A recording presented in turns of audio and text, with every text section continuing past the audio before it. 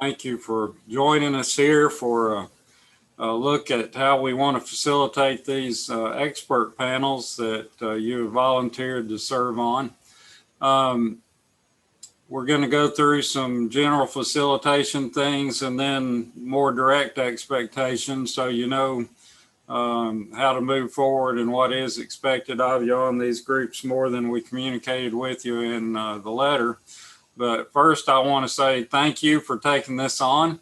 This is an important thing for us as we're trying to impact some things that need improvement in Tennessee and help the folks that we serve identify ways that they can address the issues. And so we appreciate your commitment to doing that and to facilitating these groups through that process. And I know that each of you have an interest in the area that you're facilitating, and some of you have some expertise in those areas. But right off the bat, I want to remind you that facilitation is more like being a guide on the side than it is being a sage on the stage. So we have some outstanding panels put together, I think, and a lot of experts on those panels. And so it's going to be critical to herd that group through the process of identifying ways that our customers can impact these statewide issues. So with that, unless there are any questions or concerns moving forward, Maisel's going to work us through some material, and then we'll wind up by some more specific expectations for the groups. Are we good? Steve, do you want to say anything before we start? No, Herb, I think this is a great step. All right, thanks. Well, Dr. Ely, it's all yours. Okay, I'm going to just share a few slides with you. I've sent these slides to you in advance, so hopefully if you need a hard copy, you can print those out. If you have difficulty seeing the screen or something getting cut off. But none of this is rocket science. This is stuff that I know that you guys do on a frequent basis, but it will be unique for some of you in the sense that it's facilitation of subject matter experts, and not just subject matter experts, but doing it virtually. And there will be some challenges that I think that everyone may experience. And so for us to be able to kind of have a conversation today and share best practices, I think will be really important for all of us to benefit from. Just real quickly, some of the objectives that we're hoping to accomplish in our short time together is hoping to recognize the role of the facilitator. We'll talk about the parameters and the expectations for that facilitator role that you'll be playing. And then we'll talk about identifying best practices for guiding the entire meeting. And you're laying the groundwork of what the process will look like and the eventually the ultimate product that will result. And so you're kind of guiding that and setting the environment and tone for that. Also identifying best techniques for collecting the data. And collecting the data, you know, in research, we would call it the triangulation of the data, because there's going to be different data points, and to be able to confirm that, you're going to do that through your note taking. You're going to execute some ground rules for the panel discussions, making sure that everyone feels comfortable what the expectations are and how this information is going to be used. We're going to talk about how to analyze the data from the different sources, and understanding that as the facilitators, you're also not just collecting content that is being verbally said, but you may even want to put in your notes of body language or those offhanded comments of whether support, against, or agreement of what's being said by discerning the group as a whole when ideas and principles are brought out. Going to be developing next steps for the issues being discussed, and then interpreting the results for others that will be potentially viewing the results of the data that you've collected and the conversations that you've helped facilitate. And how do we put that in a format that is conducive to multiple audiences to help mitigate some of these state problems that we've identified. So when we talk about identifying the problems, we're using a lot of the data to select these 5 particular panels as the Institute for Public Service from a nonpartisan group called Think Tennessee. And many of you may be familiar with the results of Think Tennessee. Governor Lee has shared them multiple times. It's on the governor's website with his staff. But what their primary purpose, if you're unfamiliar with Think Tennessee, is to increase civic engagement and also have a secure economy. And they've ranked Tennessee based on the results of other states. And so when we look at the results provided by Think Tennessee, the reason for selecting 5 different panels, obviously we'd like to work on all of them and hope to, but to put our primary focus on these top 5, for instance, the dashboard for opioid crisis shows that Tennessee's ranking, according to their sources, ranked 49th compared to other states. And so we obviously see that this is an area in which maybe the Institute for Public Service, its 6 agencies, can contribute, but also bringing in these subject matter experts to get their ideas of what potentially could be done to help mitigate the problem and to increase the ranking of the state of Tennessee. Voting, I've typed voting, but really we're wanting to focus initially on voting registration. But you can see there were 8 data points provided by Think Tennessee, and I wanted to put them on the slide so you could see all of them. But when you're looking specifically at registration, voter registration for the midterm election, 48th out of the 50 states. The voter registration rejections for a host of different reasons of errors or those types of clerical errors, whatever, we still rank 30th in the nation. Voter registration among women, we're down at the 42nd. Looking at voter registration for the presidential election, and of course, if you see the fine print at the bottom of each data point, it's showing that this is the 2016 presidential election, we ranked 45th. And then with seniors, those that were identified as 65 or up, we ranked 49th. So voter registration will be one of those panels that we'll talk about in a second as well. Broadband, very quickly, 17th in the nation, Tennessee ranks for access, but when you look at internet providers and then broadband subscription, we fall down even lower among those areas. Homelessness, 35th out of the 50 states. And then urban-rural employment gap. The urban-rural employment gap, that's hard to say fast. Urban-rural employment gap, 32nd in the nation. And again, it will show you what year the source was taken. So again, Dr. Bird, thank you for volunteering to help us facilitate these panels of the subject matter experts that will be joining us at the Institute for the discussion.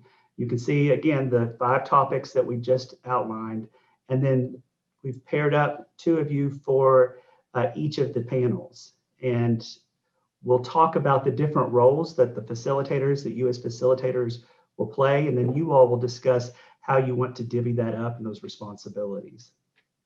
Does anybody have any questions or thoughts right now before we go further?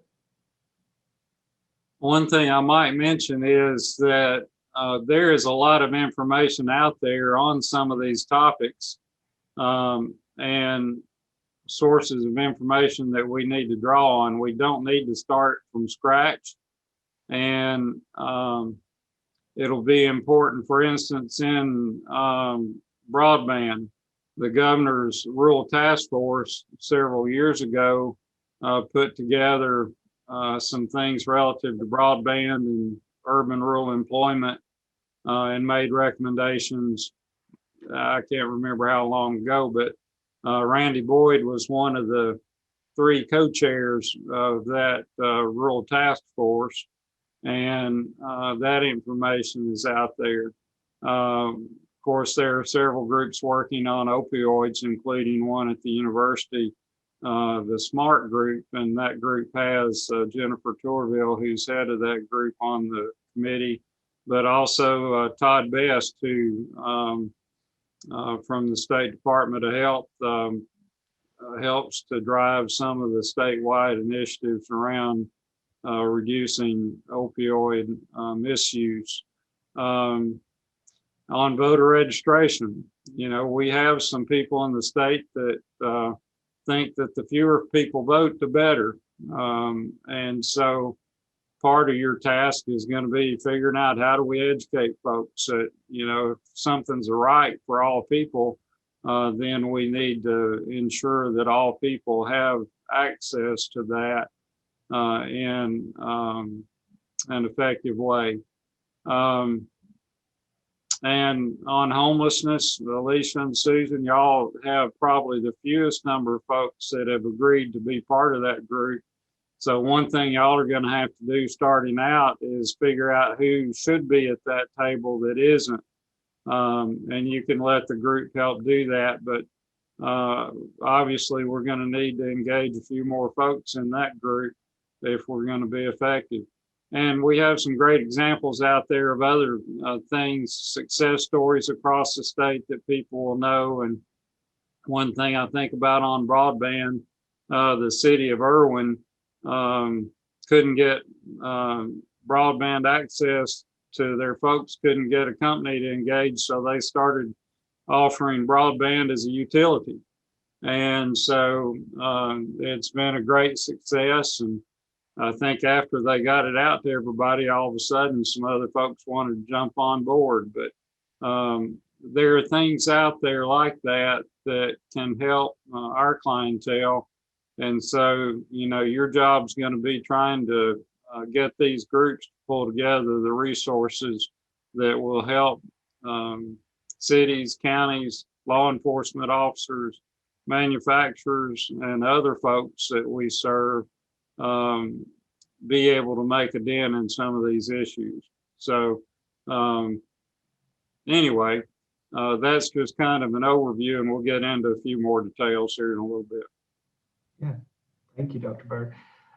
So as Dr. Bird mentioned, there's a wide variety of differences in makeup of our committees, and you're going to see that as you delve into the kind of the minutiae of all of it. That homelessness, we only have 3 subject matter experts joining us for our initial panel right now, and then we have one panel that has 10 to 12 participants. And so the dynamic of how we facilitate, how we're going to try to engage people may look a little different based on the dynamic that you have at the particular respective panel that you're facilitating.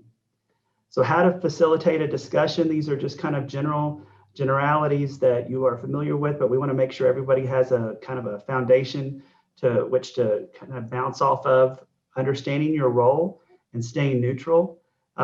We want to make sure that you're creating the environment where you're open and able to listen to all sides of the issue, to be able to report those, to be able to summarize those as they come, to make sure that we're identifying and recording them correctly.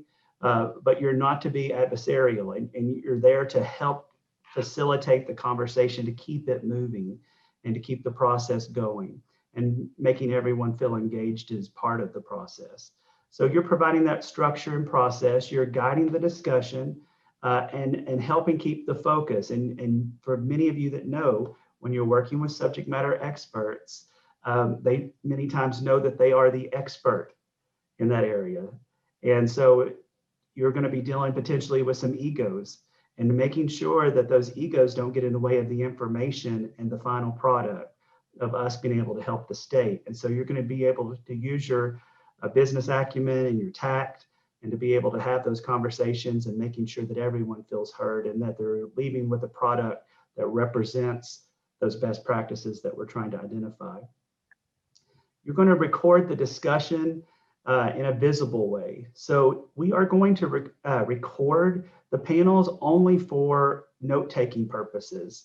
So you can go back and make sure that you've accurately gotten a web link or a resource or data correctly. But we want to make sure that our panelists know that that is the purpose for recording, because we don't want to stifle their conversation. We don't want to keep them from being frank in their content with us, of sharing all data. Also, you want to make sure that in order to have those conversations that are going to be most productive, that you're recording in a way that they actually tangibly can see their words are being recorded. And so whether it's one of your facilitators, or if you choose as your co-facilitators to bring in a third person within the Institute to take notes, or using a whiteboard, we're going to talk about some other technologies that you potentially could use, but allowing our participants, our panelists, to see that we are taking serious the feedback and the data that they're giving us, and putting that in our final report. Making sure that productive behavior, that goes along without saying, but making sure that whether it's an apathetic person, whether it's that very eager person that wants to share all of their information and prohibiting others from speaking, that you're prepared for those things, and that you already have tools in your tool belt, so to speak, to be able to utilize and to leverage to make sure that you can keep the process moving. And then continually summarizing the results. So not only summarizing the results at the end of your meeting, but as each person speaks, very quickly giving that elevator speech of what I'm hearing, what I'm seeing, if I'm getting it correctly, and making sure that we're right on point of the discussion, and making sure that we're accurately capturing what they're trying to discuss. So there is a different dynamic, as all of you know, when you're facilitating discussions with subject matter experts in person versus virtually. And one of the challenges that I have found most difficult is trying to make sure that everyone feels engaged, because it's much easier, at least for me, to be able to read body language in person versus, I don't know if you're staring down because you're texting somebody or you're taking notes. I don't know how engaged the engagement level is for each particular participant. So I wanted to share some, Toastmasters International provides some best practices for facilitating virtually. One is to prepare and practice. Again, we already mentioned, prepare for those difficult personalities, or those challenging, or even the unknowns of, if you have a participant that potentially is continuing to get off topic, maybe they are a one issue person that they're most passionate about, and they want to stick to that one argument, and it's time to move on. Be prepared, practice as co-facilitators with one another of what your verbal signals, what your tangible things you're going to say to help cue one another that it's time for us to keep moving, so you can help one another that way. The other point is to know your platform, know when to use the screen share, whiteboard, other interactive tools, whether you're going to provide polling, and perhaps you're going to get stuck on an issue where half the group feels that the best path is one way and the other feels it's another. Being able to quickly gauge the audience, you have access to different tools and technology, whether it's through Zoom or third-party sources, and making sure that you as co-facilitators are comfortable and know which of those things are available and when you might want to use them. I also want to suggest crafting great engaging questions, because especially at the very beginning, when you're working with subject matter experts, and I have found often at the very end of a long day, that people typically stay quiet, or they start shutting down, or initially they're cold because they're wanting to see where this process is going and what the outcome really is, the expectation is. And they're wanting to see how their colleagues and peers are going to respond first. So make sure that you have crafted some really great engaging questions, that if you do have a lull in the conversation, that it doesn't seem to be moving at a pace that seems productive, where you can, again, surge, get that synergy within the room and the dialogue going again. And then do that by starting out by being enthusiastic. So you're going to be the best selling point of why what they're providing us and the time that they're investing with us is going to be productive for the state. Making them feel like they're valuable investors is really key to getting them not only engaged, but also providing those best practices, the data, but also resources that are already available out there are really key, and they'll be more free to open up if they really do see the connection of how they're going to fit into this bigger piece of the puzzle. Again, we've already talked about keeping conversation moving, but also know when to shift gears. And sometimes that can be difficult if you don't or are not familiar with the content, but you guys have already identified that these are areas in which you're comfortable navigating, and you know enough about to be able to shift those gears. So be prepared. You already have engaging questions, but work as co-facilitators on when to know when it's time for us to move on. Perhaps for some of you that may be to tell your panelists, if you have a larger group perhaps that you're trying to manage, of we want to spend 20 minutes on this, or we don't want to spend any more than 15 minutes on this, and allow them to know that there potentially could be a timekeeper, knowing that you can put it in the parking lot and come back to it later. But it would allow things to continue to move and to progress, so you don't get stuck and at the end of your session feel like that really you didn't get any kind of rich material. Going right along with being enthusiastic, be positive. You know, oftentimes when you talk to folks that are subject matter experts, as a facilitator, it can be difficult to put a spin on that, to be a twist without looking too fake and Pollyanna-ish. So make sure that you're positive, but it's very authentic. And you can do that by keeping the big picture in mind, recognizing that what the time you're spending and investing in right now has some great potential, not only to help the Institute, but more importantly, to help the citizens of Tennessee. And keeping that as the focal point will help maintain that positivity for the group. And then have a backup plan. As all of you know too well, and I know that I know too well, is that if anything can go wrong, it will go wrong. When you're doing a meeting with that many people and stakeholders and using technology, people are unfamiliar with the technology, have a backup plan and a plan B for just about everything that you're doing. Have a backup plan that if you're co-facilitating and your co-facilitator loses power, who and how you would continue that conversation, how you keep the process moving. If you have participants that are starting to have feedback or technical issues, do you have someone, whether it's the two co-facilitators or maybe someone else within the Institute that you brought in to run the technology that can help behind the scenes mitigate those problems?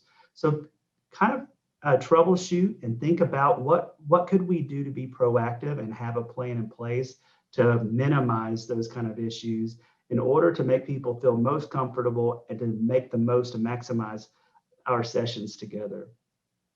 In talking about plan B and always having that plan B, you want to make sure that you encourage your panelists that they know the time when the session starts, but encouraging them to sign on early to troubleshoot those types of problems.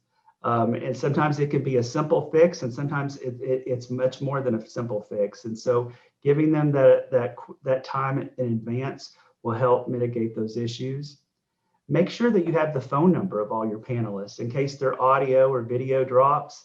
They could still connect via audio. That's always a good thing, especially if you're right into a really good discussion. You don't want to have to put that in the parking lot or pin that for the time being. If you can, continue that dialogue by being able to quickly phone them in. Make sure that your panelists shut down all their programs, making sure that you're maximizing your bandwidth. These are just kind of best practices that we all know now since COVID with Zoom. Check that panelists have headphones or earbuds in case there's audio feedback. And then again, have backup questions in case you need to transition. We've already talked about that. That's another way of having your plan B. Any thoughts, questions, snide remarks, eye rolls?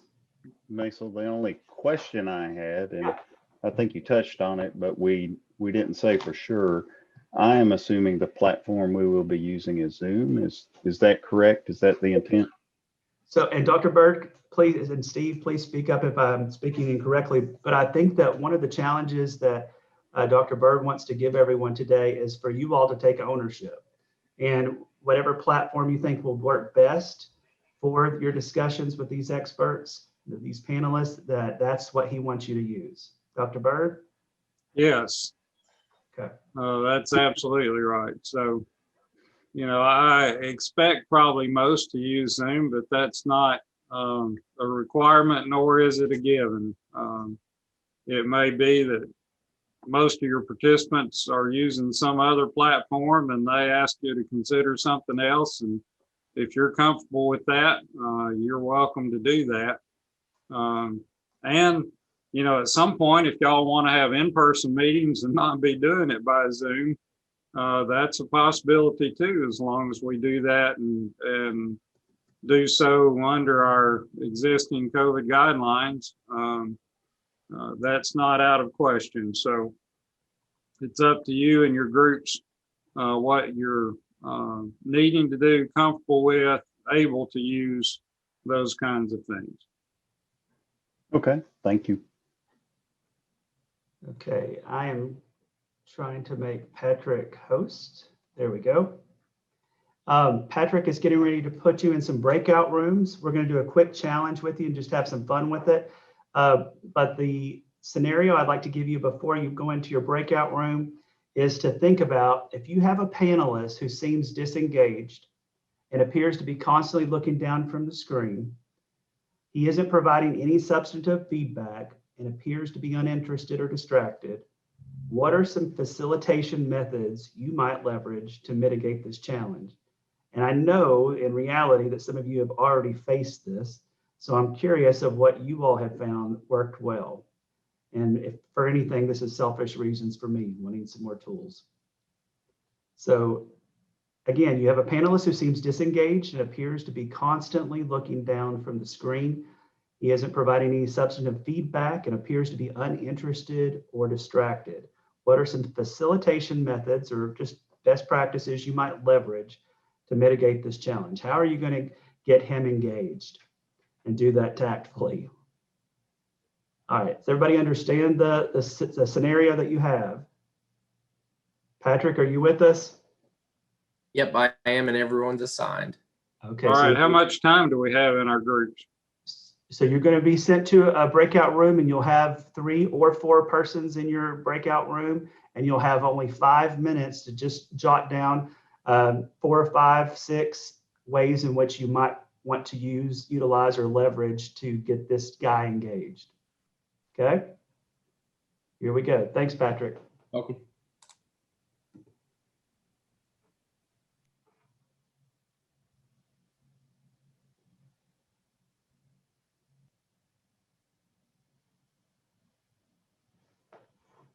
Okay, it looks like everybody is back. Was that a painful 5 minutes? Okay, good. Some of you are shaking your head no whether you're lying or not. I appreciate it. Okay, so let me hear from some of you that don't mind sharing with the larger group. What were some of the ways in which you were able to leverage and get this guy engaged? Who wants to start? I'll share some.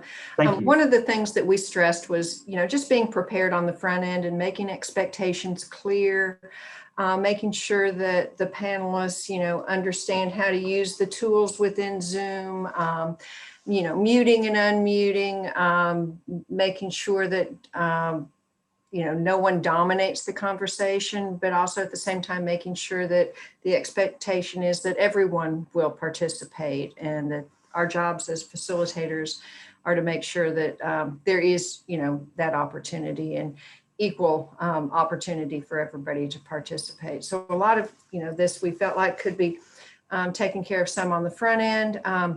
We did say though that if somebody isn't engaging, call on people, reach out to them and ask them a specific question and try to get them engaged. Absolutely. Great feedback, Beth. Thank you. Who else? What was something else that stuck out to you that we could share with the larger group? I had one, Maisel. Thanks, Our Jen. group did anyway. We talked about providing the opportunity, like Beth mentioned, calling on people, but maybe not calling out a particular panelist, Sure. but giving kind of a rapid fire round robin. Okay, what's your best practice in this area, or what's the best takeaway on topic X, and kind of everybody gets 30 seconds, so kind of give them, or an opportunity just to rapid fire re-engagement. Absolutely. I think it's human nature. If we know we may get called on, we are going to be more prepared to participate. Good. Right. Our group also had smiley face, engaging with, if you're, with us here, let's give me a thumbs up, user reaction kind of modality that you have on your screen, Right. for Zoom. Absolutely. And sometimes that initially can sound elementary, but it does actually bring up the energy of just getting people to do something different in with those sensory issues. It helps, certainly. Who else can share something that was said in your small group, or maybe you didn't get an opportunity, but would still be a good tool to use? One of the things I want to add, and we didn't talk about this in our group, but it just occurred to me, when you're calling on people in that rapid fire, like Dennis was just talking about, Bill Walker, with one of the workforce development boards here, he has a habit of saying, I'm going to call on you, Maisel, and then I'm coming to you, Janice, and then Beth will be right behind that, so be ready. And that way you're giving them some room to prepare their thoughts. The other thing that we talked about in our group was something I like to do is take a couple notes about where their areas of interest might be, and then use that in the conversation. If somebody's drifting off or they're disengaged, say, hey, that was your area of expertise, so you expressed some interest in this area. What are your thoughts on that? So you're not putting them on the spot as much. You are in a way, but at least you know that they're interested in the topic, so you can draw them back in. Very, very cool. Good. Thank you, Tim. Anybody else want to share something? And our group also had, take a short break. Yes. Everybody log off from their video, get up, stretch, get coffee, whatever. Maybe that would wake some people up. Absolutely. No, I know it personally helps me. And so, yeah, I think that's another great tool to use, especially if you've been there and the conversation seems to be at a lull. It is a good time to take a break, get the juices flowing, and potentially engagement increasing. So good. Thank you, Susan. You also have the chat. You certainly could send an individualized chat to somebody saying, are you okay? Is everything all right? I haven't heard from you in a while. Depending on that personality, all of you are very emotionally intelligent. And so you'll know many of your own panelists that are going to be there participating. So if something's wrong, if something seems out of whack, and potentially they've received a text that they're not expecting, and they're trying to work, and have a facilitated discussion. And so you have that at your disposal. Any other thoughts or methods that you might leverage to mitigate this disengaged person or panelist? One thing I think the discussion brings out is it's a best practice early on in a Zoom call, for instance, to make sure everyone has to speak in some way, whether it's introductions or, giving an opinion or an idea on something. But in any group, as quickly as you can force everyone to have to speak, then the more likely they are to be engaged later on and to speak later on. If they see they can be a fly on the wall early in the process, it's harder to get them off of that stance later on. So that's something to keep in mind. But any of the tools that we have that are interactive, whether it's polls or whiteboarding or any of those kinds of things, will help to engage folks a little more. Breakout rooms like we just did, it's harder to be quiet when there are fewer of you in the room. So keep all those things in mind, and y'all had lots of good ideas. Absolutely. Also keep in mind too that not everyone on your panel is going to know one another at least very well. And so any kind of icebreaker, or as Dr. Bird alluded to in the beginning of having the opening up where people are introducing themselves, getting a little more familiar and comfortable in the conversation, you're going to set that tone as co-facilitators in making that environment kind of conducive and relaxing and comfortable to chat. Because honestly, the topics you're talking about are very serious topics. And in order to be able to have those conversations, we need these folks, these experts, very comfortable in providing important information to us. So anything that you can do to foster that environment is really important. All right, I'm going to do just one more quick scenario. Again, you'll have 5 minutes. You may or may not be in the same breakout room with someone that was in your first one. Let me read it real quickly to you. Your panel has one participant who seems to desire to monopolize the discussion. She interrupts, blurts out recommendations, and dismisses many of the other participants' ideas or thoughts. She also seems to secretly want to impress the group with her self-perceived wealth of knowledge. We all have met him or her. How might you best manage this type of personality, you being the facilitator?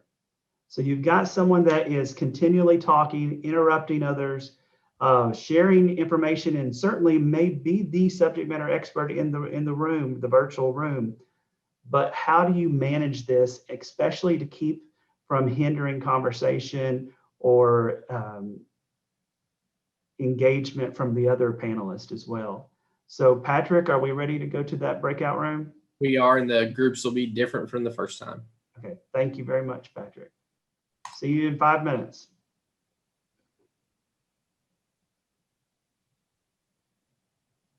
Seems like everyone's back with us. No one's got angry and left the room. So it must have been a productive conversation. Somebody doesn't mind sharing, I'd appreciate if you let us know how we're going to manage this participant who is wanting to constantly share her wealth of knowledge, but maybe to the hindrance of others.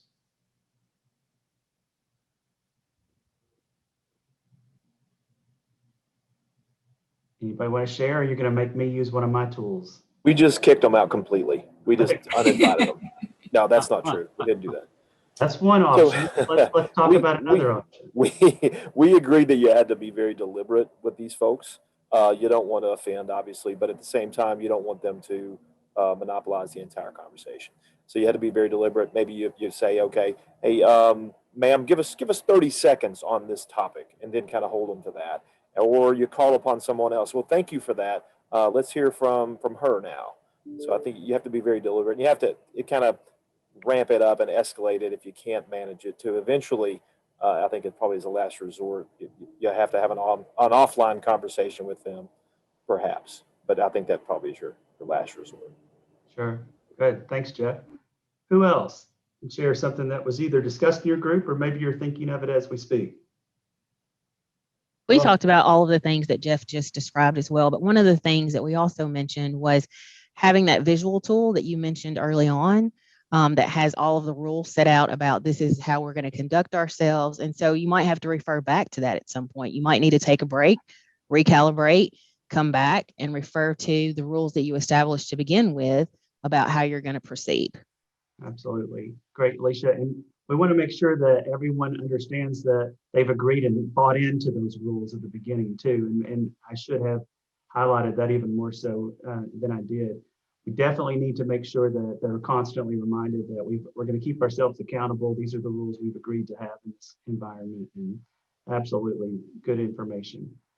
What else?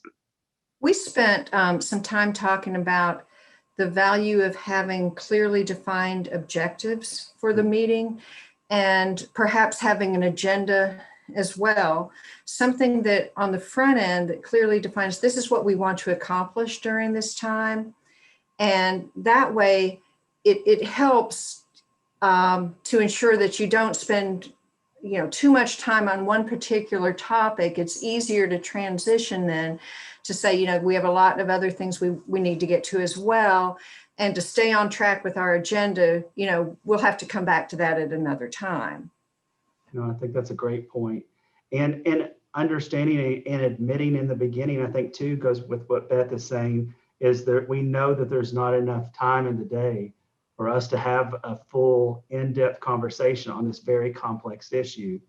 So we are going to hit some major topics and we are going to have to continue moving. So they're expecting to be interrupted and shifting the gears to happen. So that's a great point, Beth. Thank you. Anybody else? I said maybe that's the time when you do call on someone else. Yeah. Subtly get across to her that let's give somebody else a chance to talk. Right. Yeah. Maisel has said some great things, and we really appreciate his contributions. Let's hear from somebody else now. Yeah. You can very quickly make that transition. You guys have done it 100 times. I know you have, but it doesn't diminish their contribution. It heightens it. We've heard some great things. Let's hear from some others. It's a very tactful way of telling Maisel to shut up. Yeah, good job, Susan. I think as if someone does get cut off, they need to you need to circle back around to the person who got interrupted. Make sure they get the opportunity to, add their comments. Just follow up with, did you get to finish your thought there, or was there any other thought that you wanted to add, person X? And then perhaps if that person still is monopolizing and just railroading, running rampant, take a break. This might be a good time for us to take a break, and then you can reestablish the ground rules when you come back in. I think that's perfect. Absolutely. Absolutely important, and definitely a good way to make a transition and to shift the gears. All great tools. Not surprised at all that you knew how to mitigate and to continue moving. Each of you are experts.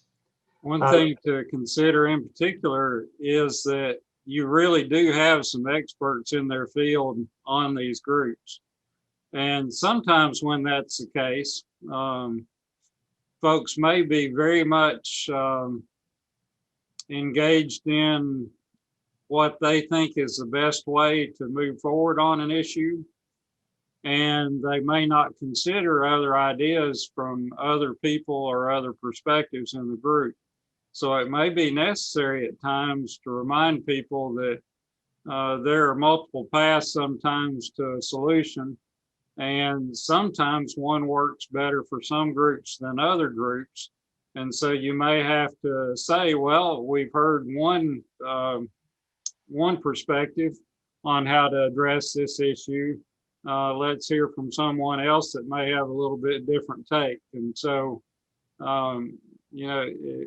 with experts, it may be real easy to run down a path in a hurry when we haven't considered other things that might work, maybe even better for different groups. So we need to get away from that one track to a solution kind of mindset that you may have to deal with. Yeah, I think that's very important. These are such complex issues. If they were so easy and simplified that groupthink would work, this would have already been accomplished and there wouldn't be a need for us to have these panels. And so the fact that you were encouraging them, as Dr. Bird said, to think about the complexities and the different alternatives and the different ways in which we could potentially solve these issues, I think is going to make the experience richer. So definitely important. Any other thoughts or comments? One other aspect of that is to be able to remind them of how diverse our audience is. We have government, we have businesses, all the different players that we advise, and just say, well, that perspective might fit over here. Are there others that might work for industry for them? So we always go back to the complexity of our clientele list and let that be the impetus to explore some more perspectives. Yeah, definitely, Tim. I think telling folks hey, I need you to take your subject matter expert hats off for a second and let's think about Joe Citizen or municipal government employee or county government employee or this manufacturing company, their agenda. How are they going to perceive this and interpret, these kind of actions? I think it's a really important thing. And what Tim says, I think, goes right along with how you can navigate and how you can shift gears in the conversation to get them to think much more about a complex issue that's not so linear in its solution. So great points. Anything else? Okay. If not, I want to share just a few quick additional resources. By no means are these required, but if there is an area in which, whether it's managing experts, how to take best practices in note taking, having conversations, productive meetings, all of these are classes that you can find in Kate. Patrick has bundled them and put them in your individual Kate accounts. So if you do want to take them, it should be easy to identify when you log into Kate under your personal account. You would obviously get HR 128 for any of those LinkedIn learning classes that you would take.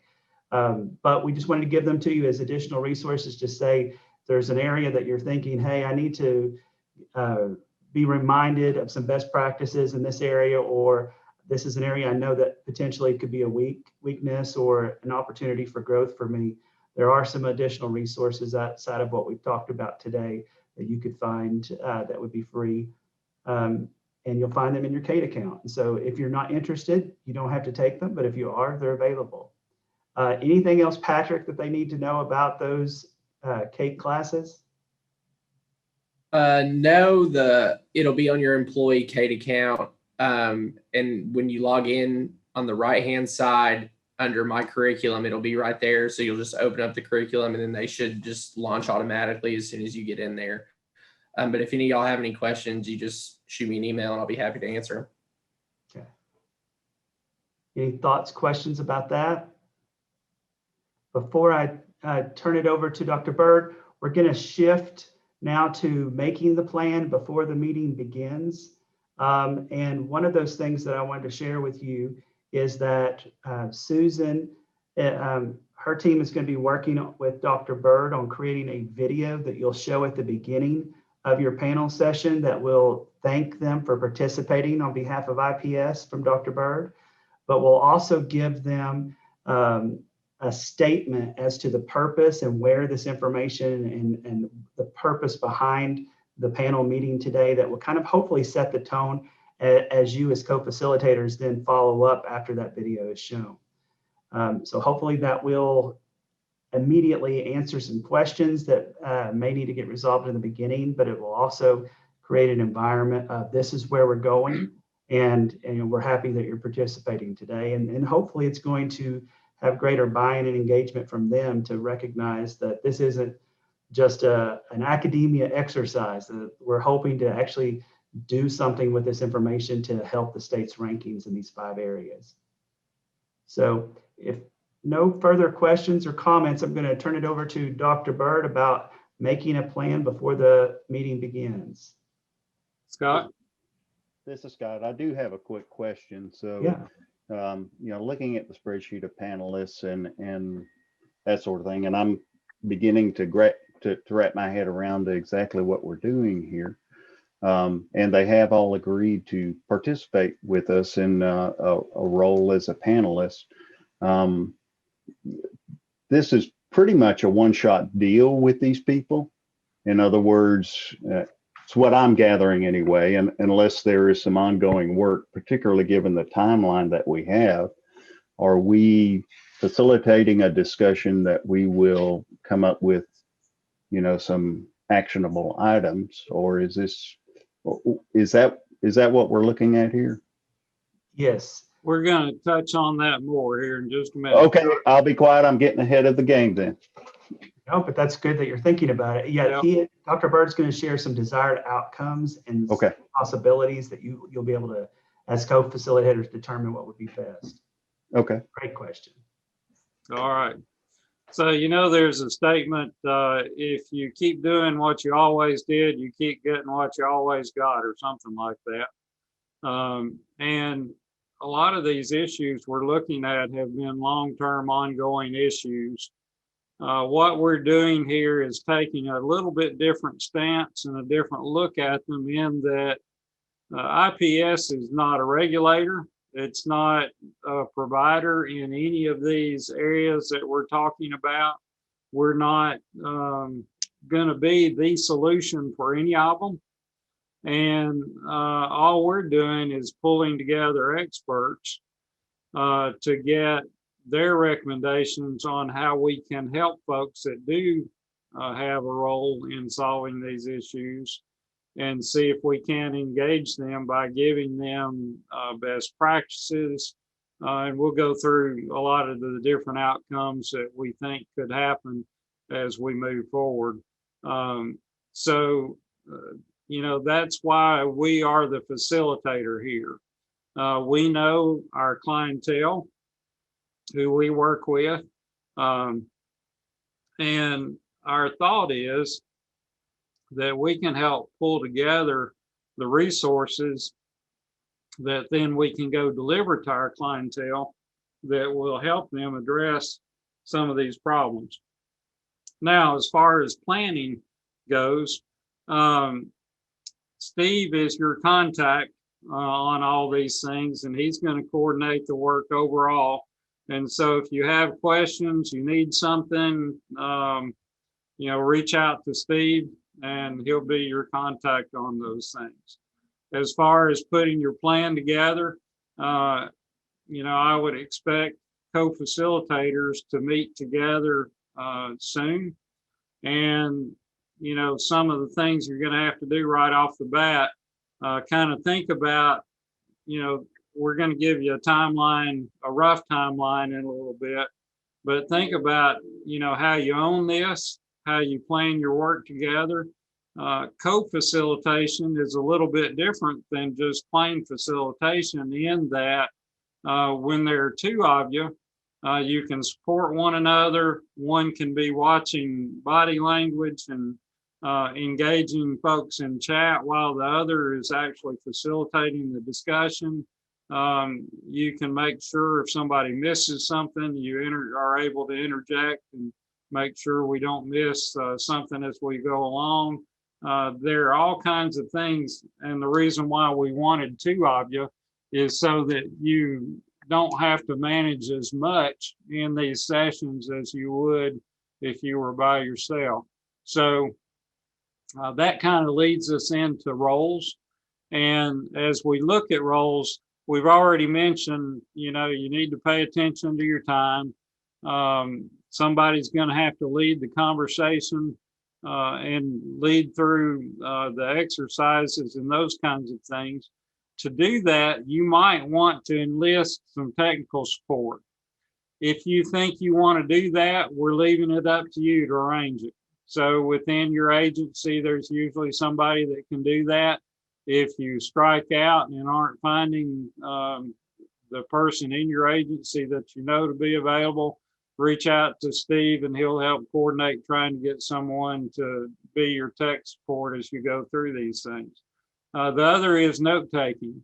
It might be that one of you wants to swap off the note taking from session to session, but it might be that you want to enlist somebody else to come into your group, maybe somebody from your agency that has an interest just to take notes. So you decide what is going to work best for y'all on assigning those roles.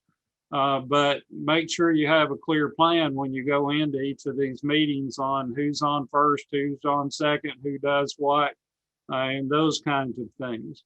If you do that, it will seem very seamless and very fluid and will work well with your groups. They won't see the work you've done behind the scenes if you have done it well. They will see very quickly if you haven't done that work behind the scenes. So please be sure you do that. And you can help each other move the discussion along and those kinds of things.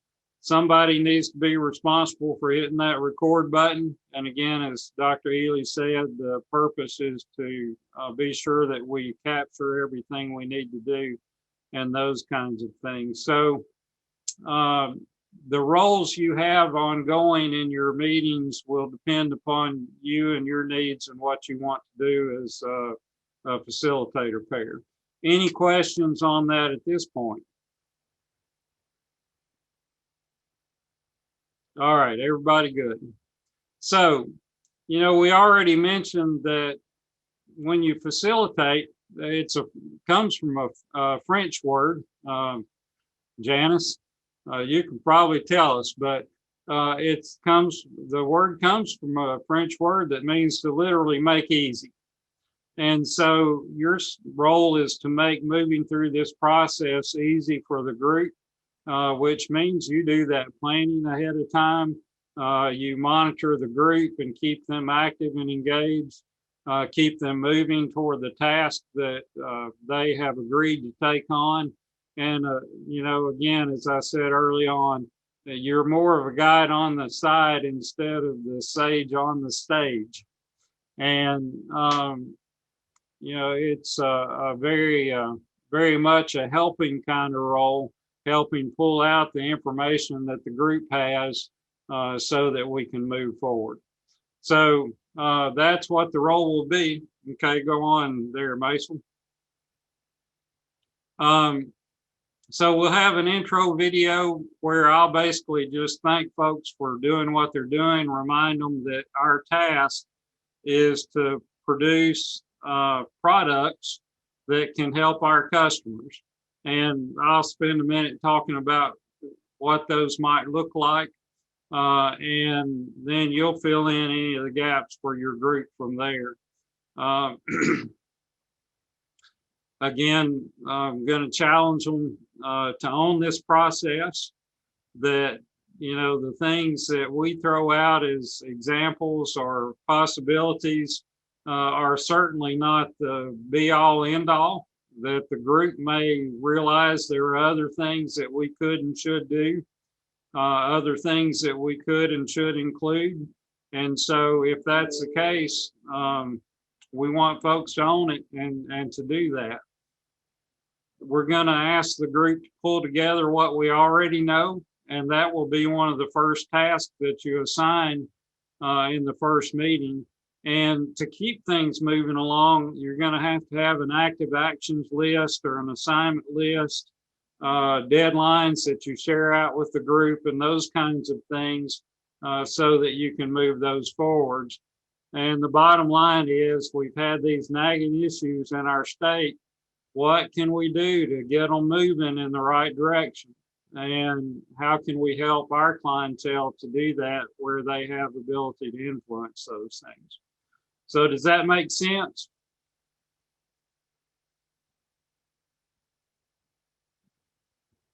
All right. So there are a lot of tools that you can use to pull this information together. And at some point, for instance, you might want to use a mind map. And you can do online searches for facilitation tools.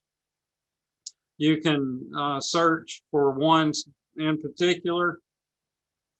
But for instance, using a mind map in one of the early sessions would be a good way to identify the different components and the different issues within the issue that have to be addressed.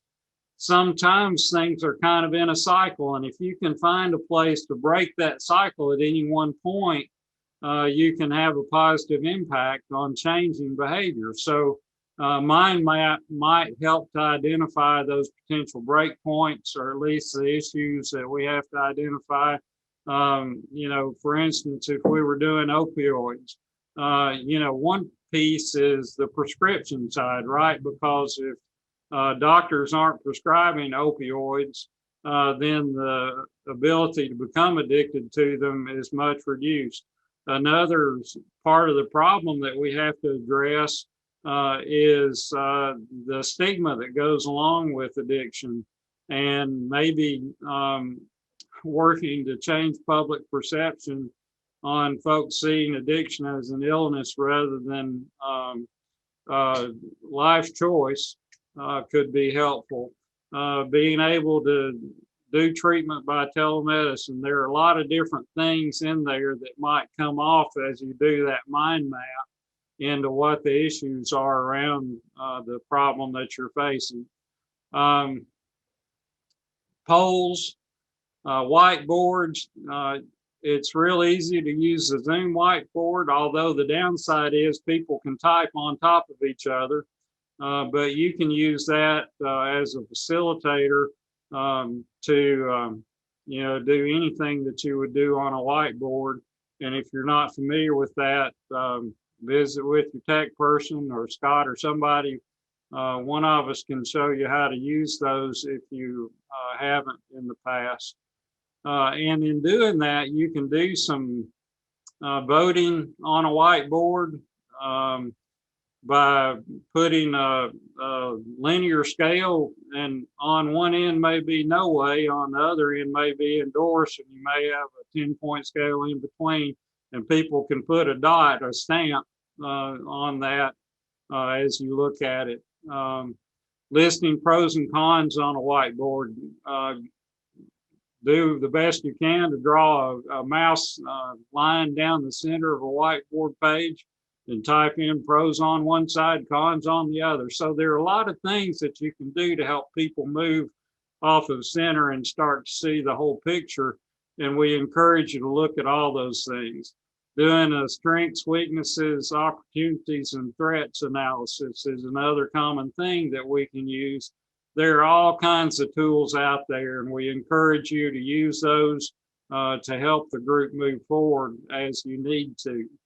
And if you get stuck on something and you want to know if there's a tool out there, reach out to Dr. Ely or me or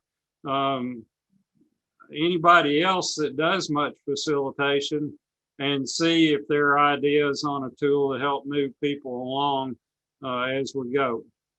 So don't forget to use all these different things that are out there that can help facilitate a group through decision making and to seeing the whole picture. Because while you have lots of experts, they may be experts in a small piece and not have that big a view of other parts of the issue that we're dealing with. All right, next one. So I guess we're channeling Stephen Covey here when we say you really do need to begin with the end in mind. These are not groups that are going to stay together forever and ever, amen. We're going to bring them together. We're going to help them do the work that we've asked them to do. And then we'll disband the group. So things that we might come out of this with, again, our audiences that we work with are counties, cities, and their governments, state governments, manufacturers and other businesses, people with different varying language skills. So in your groups, you might need to think about how do we do this in a way that we can reach folks for whom English is not their first language. And so we need to consider those, and law enforcement. And all of these, well, not all of these issues probably, but most of these issues will target or have components for all of those groups. Broadband may not include law enforcement, but it would affect almost everything else, for instance. But as I think about it, most of the others, it seems like they might have a component for each one of those audiences that we mentioned. So we may come out with white papers, one or more, list of best practices. So I'm hopeful that we can identify places like Irwin that have positively found a solution to broadband, for instance, and we can share those stories so that, you know, any other city that wanted to offer broadband as a part of the utilities that they offer would understand the pros and cons and how to make that happen, and what the potential issues might be if they do so. You know, how did Chattanooga become a gig city? What did it cost them? What did they have to invest in? So, you know, those are just some things I think of off the top of my head that are examples of where we would find best practices to apply to one of these issues. It might be a checklist. If you're going to address this issue, you need to have this in place. For voter registration, best practice says you do these things if you're going to achieve the highest percent of folks registered and interested in voting. And, you know, for manufacturers relative to voting, can businesses offer things as an employee benefit that would help them register to vote and give them the time off to vote and those kinds of things. So can we make recommendations to that part of our audience to increase our voter participation? There may be case studies that come out of places that have addressed things well. I know there are some cities that have an excellent track record when it comes to working with people that are homeless, and have very much diminished the negative impacts of that through different means. Now, I know in some warmer climates, they've done that by providing tent cities of sorts. That's not a very good option for us because it gets really cold here in the wintertime. So, we can vet those kinds of things and pick and choose things at workplaces that would work here as well. It might be that we come up against a snag where we just don't know. And in that case, your group may make a recommendation for more research that is needed in a particular area. And if that's the case, then we'll take that information back and we'll try to get it to folks. And certainly, as we have at times in the past, we could commission research in an area that would help folks that we serve have the knowledge that they need to deal with these kinds of things. List of other resources that are available. Sometimes people just don't know where to go for help when there is help available already. And so I would hope that would be a component of every group. And the group may make recommendations on next steps for us to look at in addressing the issue with our customers. So these are just some examples of things that we've thought of that we would like to see come out of this. Any questions about those kinds of things? And again, your groups may come up with other things that aren't in this list, and that's fine. And just having this list doesn't mean we have to have every one of them. Each group's work will dictate what is the most effective approach in solving the issue that you're facing. And really, that is the bottom line. If we're ranked 48th, we don't want to be 48th anymore. We like higher numbers. And that's what we're trying to change. So give us the tools that we can roll out to our clientele to make a positive difference in these things for our state. Questions, comments at this point in time? I had a question, Dr. Bird. Have we given the panelists expectations of their commitment to this process yet? Or is that up to us? We have generally. So everyone has received a letter kind of telling what we were trying to accomplish.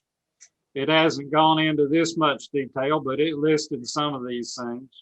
And, we indicated that we've identified in our state that these are some places we rank lower than we would like to in. We want their help in giving us recommendations we can take to our clientele to help move us up the list. Is that a good summary, Steve, of what panelists have received already? It is, and if you'd like, we can put the things that we've gotten out to them together and send it out to you again. And Scott and I will talk about the SharePoint site in just a moment as well. But yes, that's an excellent summary. Okay.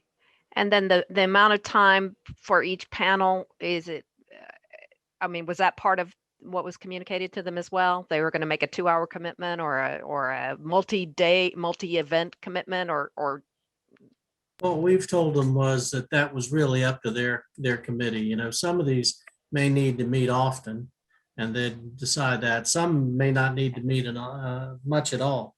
And so that's really their call as a committee. And all the commitment is not just the time they're in session either.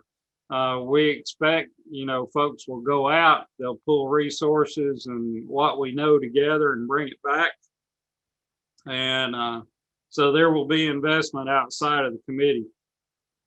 I don't anticipate necessarily that we would be the ones writing the white paper if that's the outcome of the group.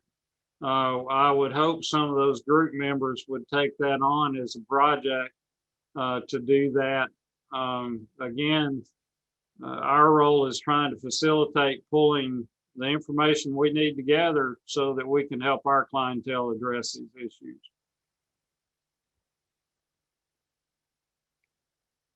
So that is the bottom line in the end result. There is also one other thing that we hope to do, and that is maybe August, September, October. have an issues forum where we would bring interested folks on campus, and they would hear from experts in the field relative to some of these topics that we've discussed. So we're working toward that. These folks may be on a panel at that, for instance, if they wish, but that's not a requirement. But hopefully the information we pull together will help us as we work toward that issues forum. Again, we'll use some University of Tennessee experts in these topics along the way too. But we do hope to have a in-person meeting in the fall around some of these and do that in cooperation with the Knoxville campus.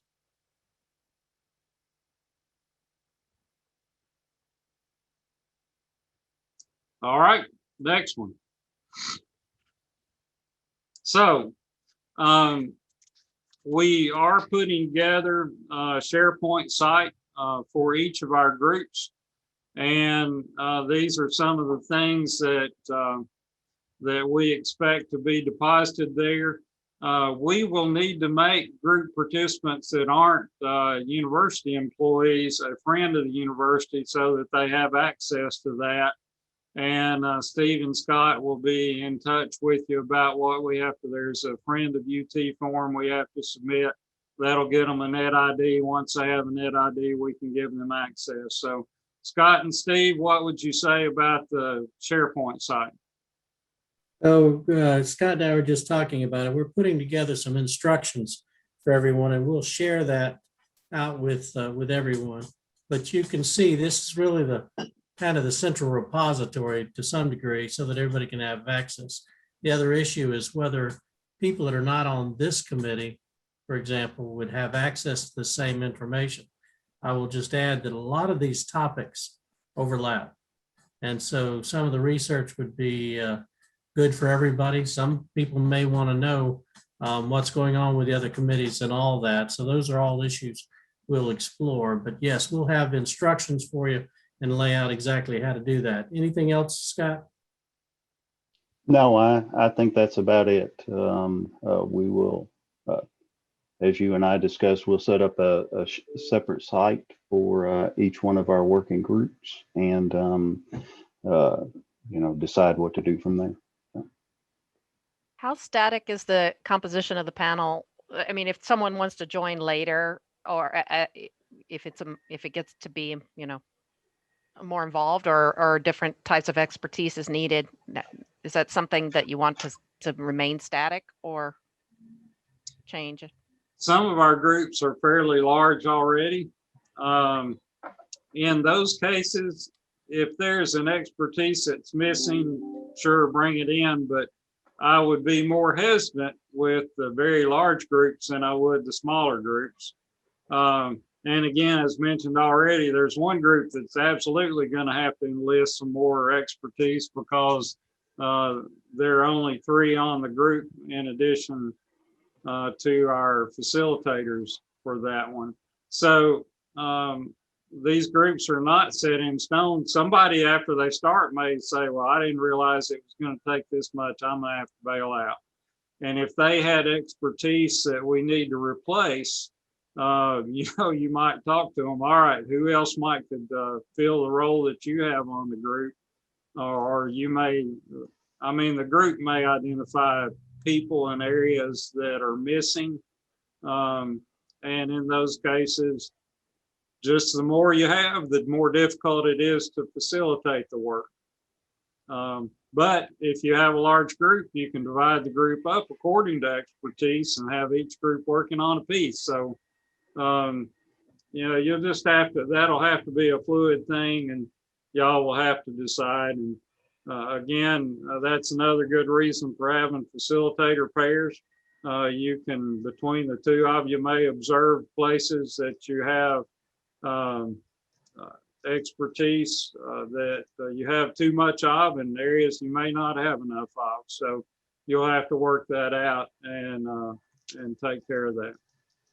Yeah, I think you're going to be faced with those kind of questions, though, because some of the panelists were concerned about participating because they have a have a, they're lobbyists, they do all these other things. So we've walked through that discussion with them saying, this is really, well, anyway, the same discussion. The other piece is we've had some of the panelists lobbying to increase the size of the group to add more of the people with their view on it. And we've resisted that, but you'll face some of that. And that's a good point to double check with Steve before you do add someone. For instance, we had invited someone to be on a panel that was a state employee. And when they saw the other panelists, one of them has a lawsuit against the state. And so because that affected them, they decided they were unable to participate. And so, Steve may know of some circumstances relative to group membership before somebody recommends somebody and you say, great, let's add them, check with Steve first. And that may keep us out of some stickier issues than we might otherwise have.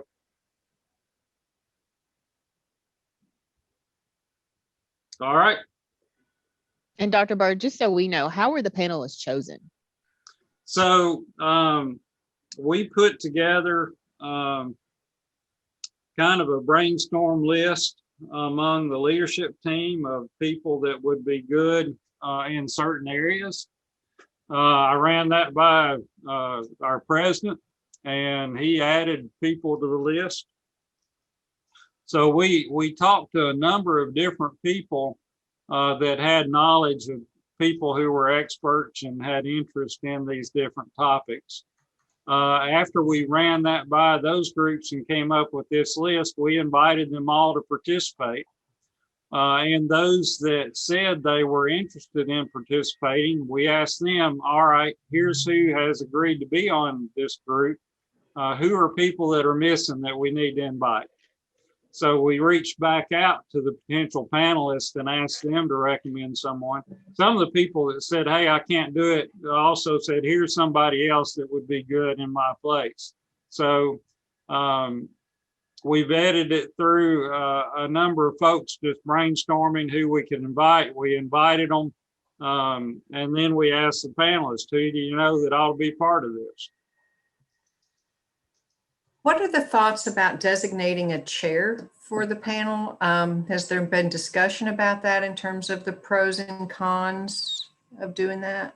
We did not recommend that just because we're asking you to facilitate moving that along. And we need you to be able to push the group through rather than relying on somebody else to do it. And by appointing a chair, sometimes that would work really well and sometimes it might not. And since we don't know all these folks, we'd rather just facilitate the whole group through where every group member has equal standing rather than, somebody else being able to take it a direction different than we intend. Now, that's not to say that, you might see a place where that could work, or you could appoint some subgroup leaders that would, be responsible for pulling the conversation through or putting products together. There are a lot of different ways to move a group through the work that we've asked them to do, and making some appointments within the group, and then having just a few folks to ensure they follow through may be helpful to you at some point.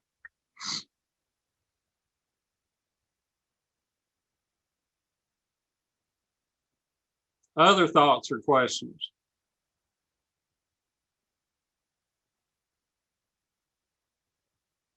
All right.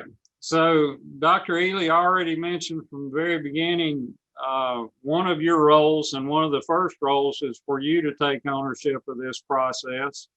And so that means that the next step for you as co-facilitators is to get together, figure out how you want to tackle this thing, and get your group scheduled for their first meeting. We would like for that to happen hopefully by the middle of April, but I know what my calendar looks like, and it would be a challenge to get me scheduled by the middle of April. So try to get your group together for the first session as early as you can in April. After that, start to work, and y'all decide how often you need to meet, when you need to pull information together and have it in. We would like the pretty much final drafts of what the committees are putting together, their end products, to be in by July. So we don't want to drag things out a long time. And if you get into it and it looks like that's not going to be doable, talk to Steve, work through him to kind of negotiate how we move through this. And for any help you need from any of us and that kind of thing, Steve will be your contact. But this will kind of be the target you put out there for your groups, trying to have something together by the 1st of July. And if you could, you know, you don't have to run anything by me, but if you can copy me on big things, we'll make sure that everybody knows. We'll also have to, we'll start working on the SharePoint sites as well. And we do need to resolve whether or not everybody's going to access them or just the people on the committee, but otherwise that'll help get the information out. So one thing I would like to do is, after you have all had your first panel meeting, I'd like for us to come together and just kind of have a facilitator discussion about, you know, what kind of reactions did you get? What was working well? What did you find was a challenge? And as facilitators, sometimes it helps to get together and share those experiences so that we can learn from each other and commiserate at times. And get feedback from each other on how we might address things that we might want help with. So if you will, communicate with Steve when your first meeting is scheduled, and then we'll have Steve schedule a session for all of us to come back together and just touch base. Sound like a plan?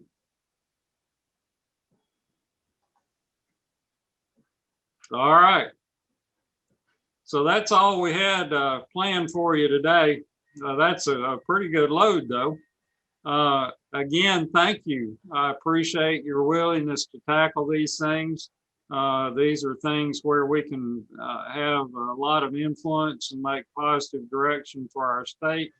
And so I very much appreciate your engagement on tackling these things. And any of us are here to help in any way we can. So call on us as we need or as you need to. Again, Steve will be your point of contact if you need anything, have questions, concerns, any of that kind of thing. So what else do we need to hit today? Let just me had a do quick mention question. all the committee, well, most of the committees, the voting registration doesn't have other staff on it, but the other committees all have other staff that are not designated facilitators. They're all people that have expressed an interest in your committee's work. So use them. You know, Herb mentioned other resources. Those people are interested in your work and they're interested in helping you along. So if you need extra hands, they're available. Okay, Kaylee?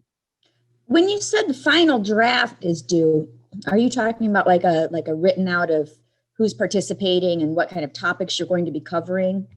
No, I'm talking about if you're doing a white paper, if you're doing best practices, checklist, any of those end products, we would like to have at least a pretty close final draft of those end products by July.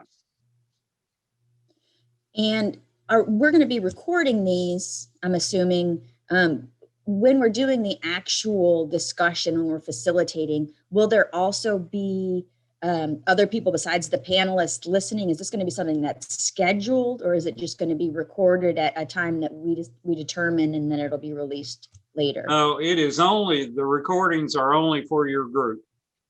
So I would anticipate that the facilitators would use it most, or whoever the note taker is would use those recordings most to ensure they capture everything that is needed.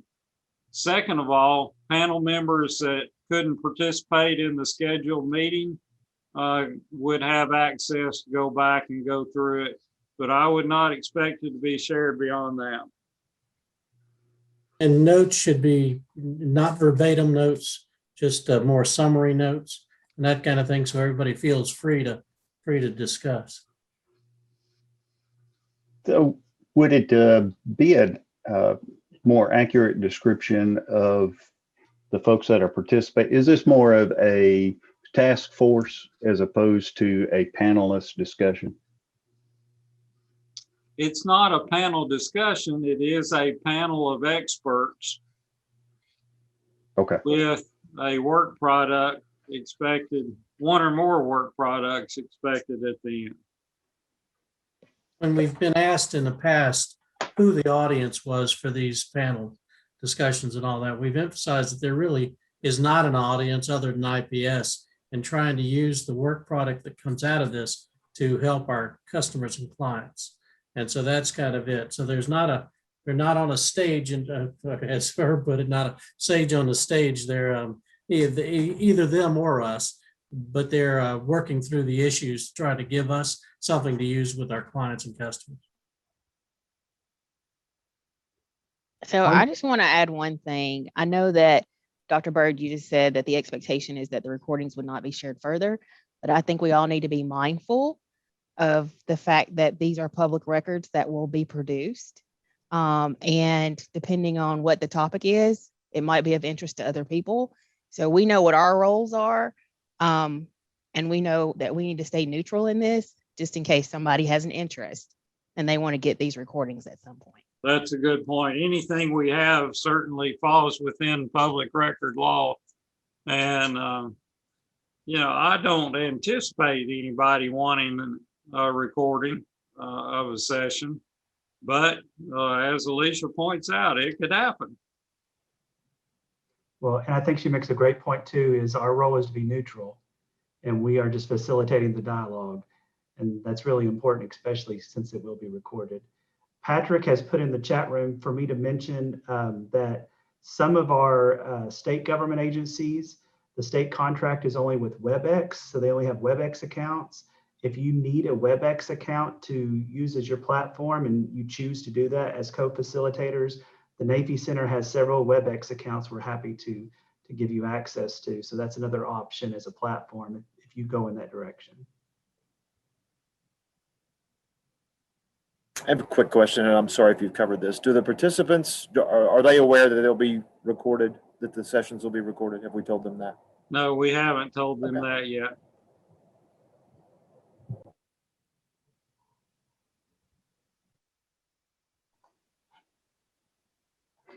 So is there anything at this point that would prohibit co-facilitators on a topic area from getting together and actually reaching out to the panelists to set some expectations, schedule a meeting, our first meeting, that sort of thing?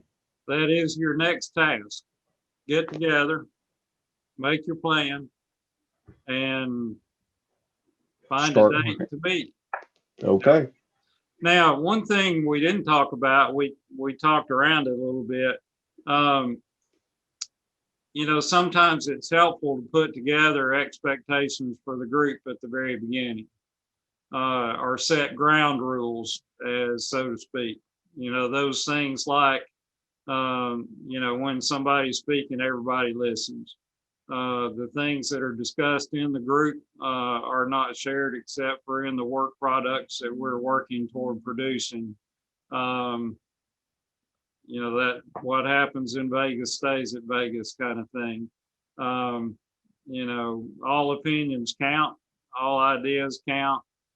You've seen those lists of things and have been in groups, I'm sure, where you put those together. Y'all can decide if you want to put that together ahead of time and just get affirmation by the group, or feedback from the group, or whether you want the group to put together their own expectations or ground rules. But those things can be helpful, and it would help you as facilitators print them out and have them at your desk when you're doing these things. So if you need to call the group up and say, listen, we said that all these ideas we're going to count, and we need to be sure we get them all on the table and don't go down one track too quickly. You can refer back to those, and they can help you facilitate some folks wanting to push one way of thought over others, or when people keep interrupting each other, come back to that and, remind the group that we need to be respectful and let someone finish before we start another thought, and that kind of deal if there are problems. Does that make sense? And if you want a sample set, I'm sure we can find one laying around here somewhere.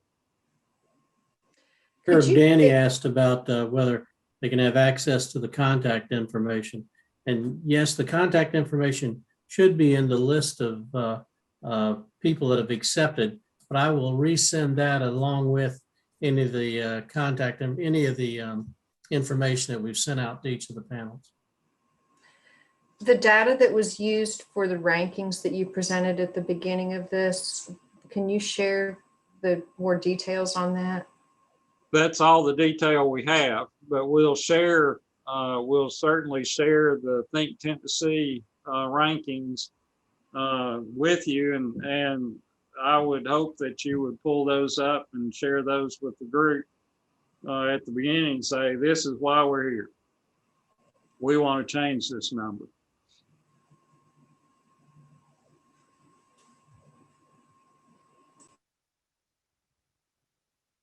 Would that work, Beth?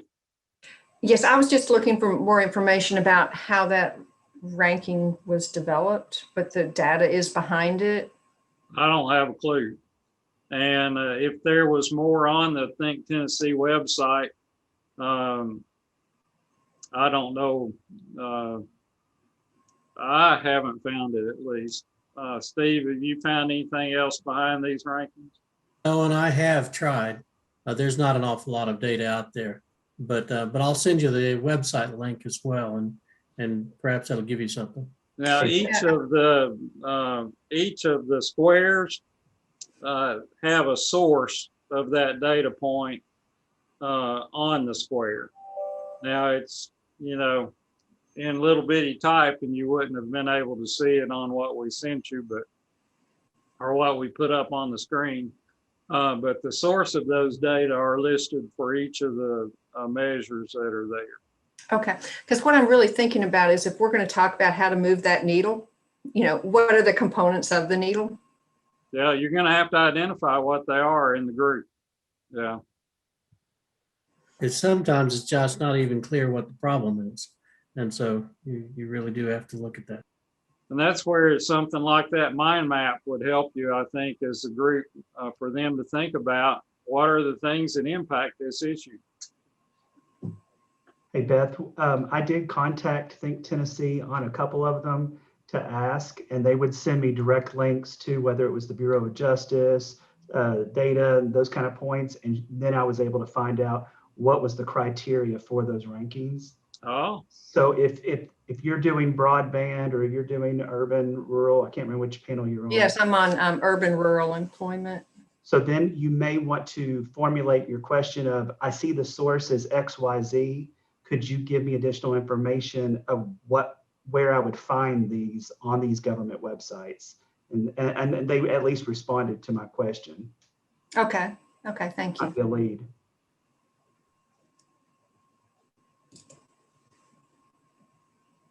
I hope this is not a silly question, but just how familiar with IPS are all of these participants? Do we need to inject some degree of education as to what we do, or are they very, very familiar with us and we can bypass that? Some will be very familiar. Some will be very familiar with one part of us. Some will know absolutely nothing about us. So And, you know, what I find is folks that think they know about us really don't. Because every time you share what we do, they, you know, well, I've been working with so-and-so and such for 20 years, and I didn't know that. So as you talk about the products that we want to produce and for whom they are done, that would be a great time to have a little tutorial on each of our agencies and what it does, who they serve, and how this end product that the group comes up with would be rolled out through our programming to those folks.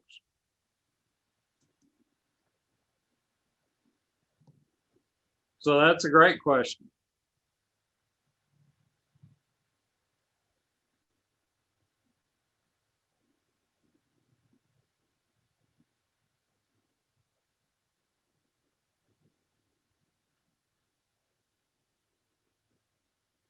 What else?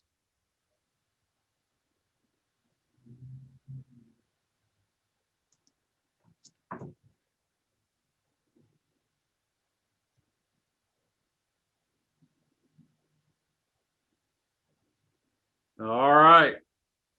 Mike Gailey, are you really alive and well in there? Talk to me so I know you're here with us. Yes, sir, I am. I am All alive right. and well. Good, good. It's good to hear from you. Thank you.